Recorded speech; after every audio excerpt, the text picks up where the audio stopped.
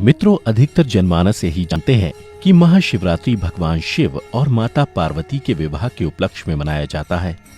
लेकिन कुछ विद्वानों का मानना है कि शिवरात्रि के दिन ही भगवान शिव ने कालकूट नाम का विष पिया था, जो सागर मंथन के समय समुद्र से निकला था। परंतु शिव पुराण में एक शिकारी से जुड़ी कथा का वर्णन किया गया है। आज की इस वीडियो में हम आपको शिव पुराण में वर्णित महाशिवरात्रि की कथा बताने जा रहे हैं। शिव पुराण के कोटि रुद्र संहिता में वर्णित कथा के अनुसार पौराणिक काल में किसी वन में एक भील रहता था, जिसका नाम गुरुद्रुह था। उसका परिवार बड़ा था। वह बलवान और क्रूर स्वभाव का होने के साथ ही क्रूरतापूर्ण कर्म भी किया करता था। वह प्रतिदिन वन में जाकर हिरण और अन्य जानवरों को मारता और वहीं रहकर नाना प्रकार की चोरियां करता था।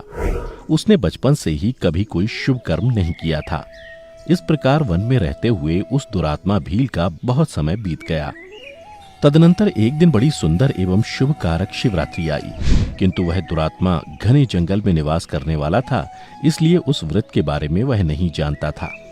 उसी दिन उस भील के माता पिता और पत्नी भूख से व्याकुल होकर उससे खाने की मांग करने लगे। उनके बार बार याचना करने पर वह भील तुरंत धनुष लेकर वन की ओर चल दिया और हिरणों के शिकार के लिए सारे वन में घूमने लगा। देवयोग से उसे उस दिन कुछ भी नहीं मिला और सूर्यास्त हो गया।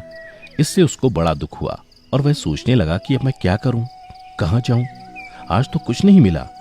घर में जो बच्चे हैं उनका तथा माता पिता का क्या होगा, जो मेरी पत्नी है उसकी भी क्या दशा होगी। अतः मुझे कुछ लेकर ही घर जाना चाहिए।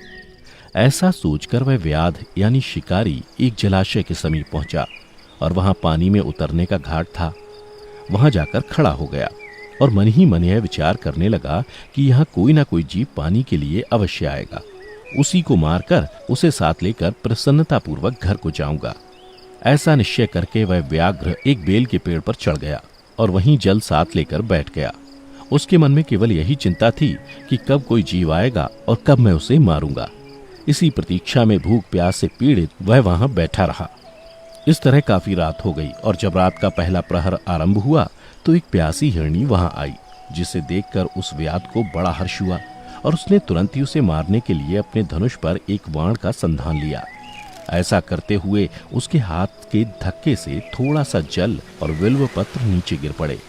उस पेड़ के नीचे शिवलिंग था, जिसके बारे में वह व्याध नहीं जानता था।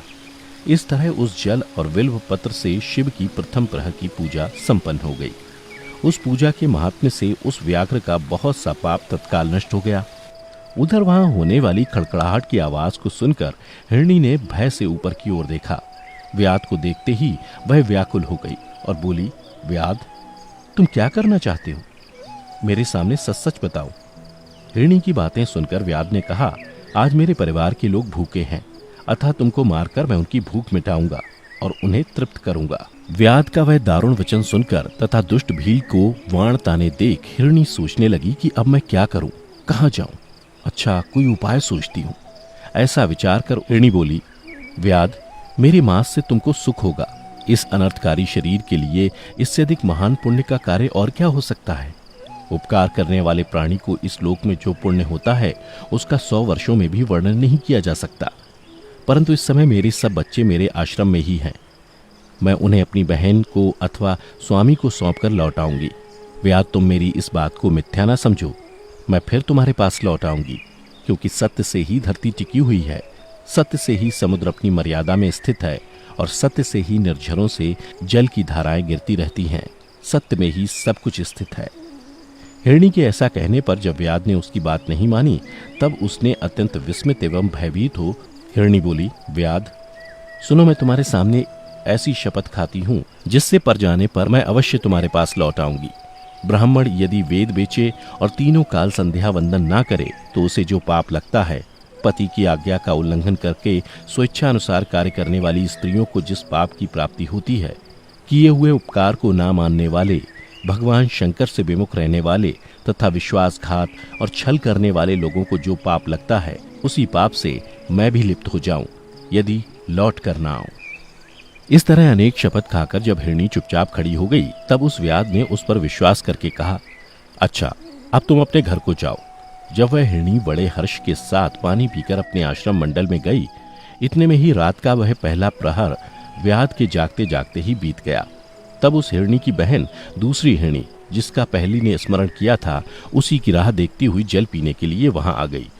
उसे देखकर भील ने स्वयं बाण को तरकश से खींचा।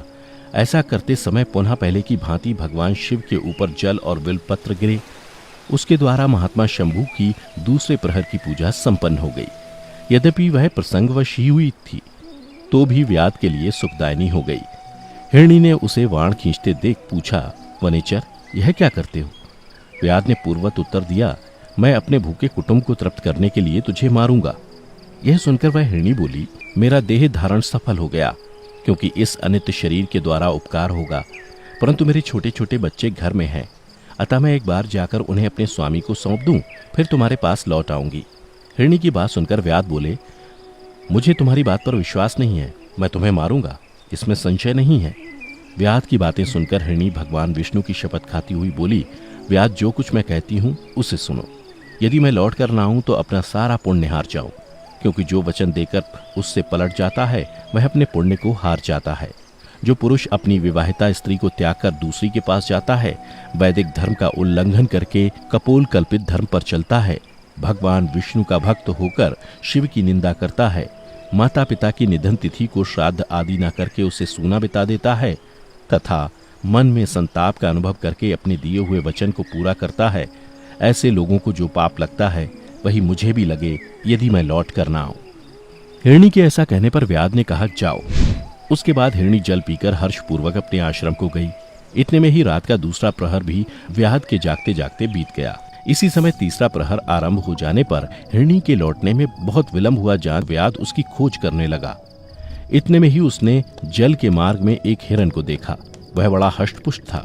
उसे देखकर व्याध को बड़ा हर्ष हुआ और वह धनुष पर वाण रखकर उसे मार डालने को उद्यत हुआ। ऐसा करते समय उसके प्रारब्धवश कुछ जल और बिल्वपत्र शिवलिंग पर गिरे। उससे उसके सौभाग्य से भगवान शिव की तीसरे प्रहर की पूजा भी संपन्न हो गई। इस तरह भगवान ने उस पर अपनी दया दिखाई। पत्तों के गिरने की आवाज सुनकर उस हिरण ने व्याध की ओर देखा और पूछा, क्या करते हो? व्याध ने उत्तर दिया, मैं अपने कुटुंब को भोजन देने के लिए तुम्हारा वध करूंगा।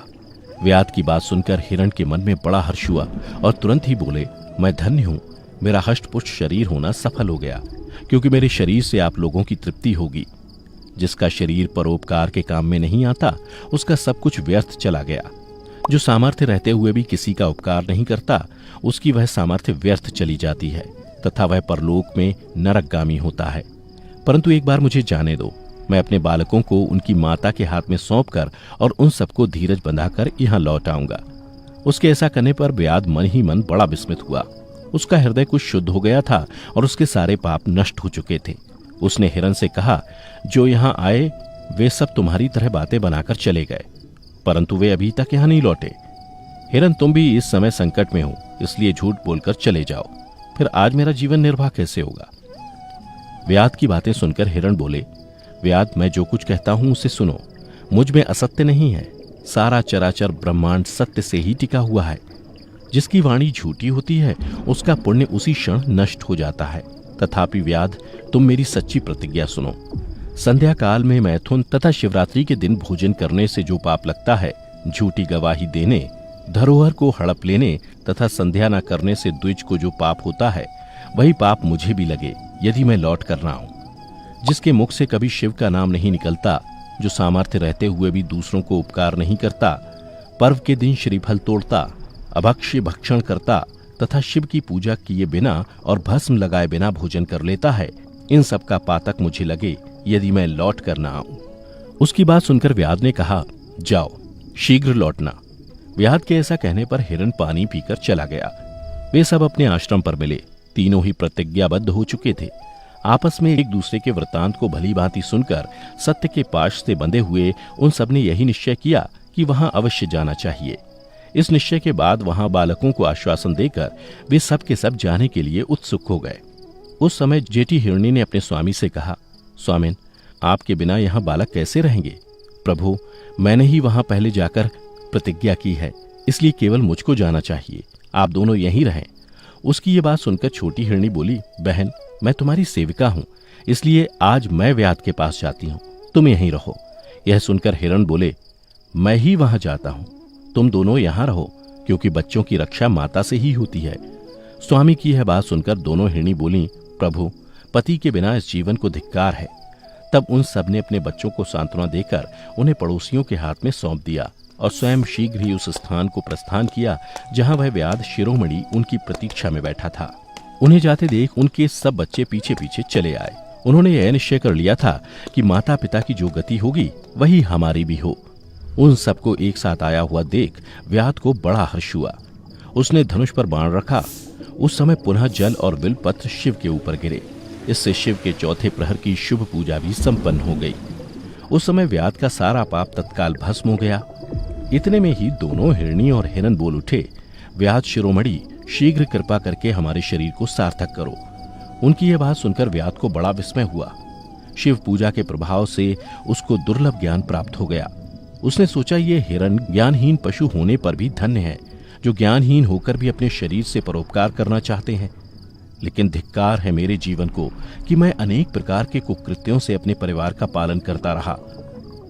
अब उसने अपने बाण रोक लिए तथा मृगों से कहा कि वे सब धन्य हैं तथा उन्हें वापस जाने दिया।